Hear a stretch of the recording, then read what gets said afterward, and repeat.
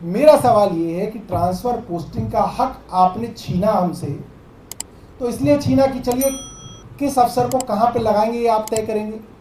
मैं ये जानना चाहता हूँ एलजी साहब से कि किस आधार पे एलजी साहब ने राहुल अग्रवाल जैसे रिश्वतखोर सस्पेंडेड अफसर को इस आशा किरण शेल्टर होम का एडमिनिस्ट्रेटर नियुक्त किया।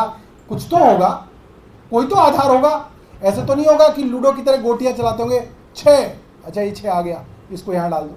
कुछ आधार होगा, कोई लॉटरी सिस्टम होगा।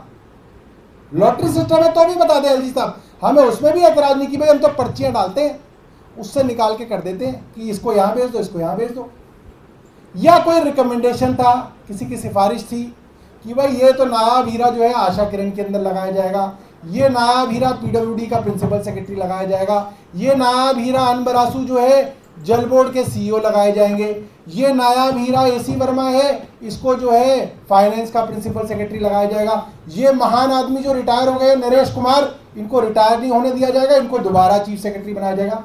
कोई तो मापदंड होगा, कोई तो तरीका होगा। एलजी साहब ये बताएं कि किस मापदंड के हिसाब से एलजी साहब ने इसको एडमिनिस्ट्रेटर लगाया। सवाल नंबर 1।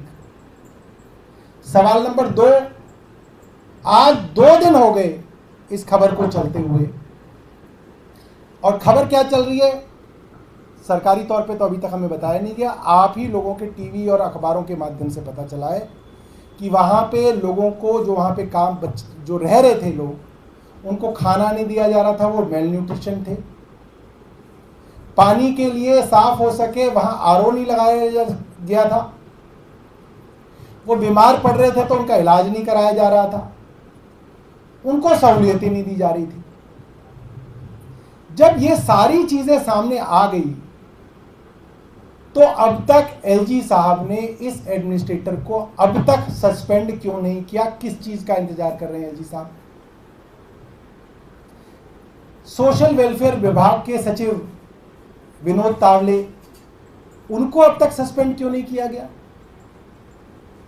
एडमिनिस्ट्रेटर की, सेक्रेटरी की ड्यूटी है कि वो कभी जाए, दौरा करे, देखे, कोई गड़बड़ी है तो उसके ऊपर कार्रवाई करे। सुपरविजन तो एक सबसे बड़ी ड्यूटी है सेक्रेटरी की, जो डिपार्टमेंट का सेक्रेटरी है उसकी ड्यूटी है।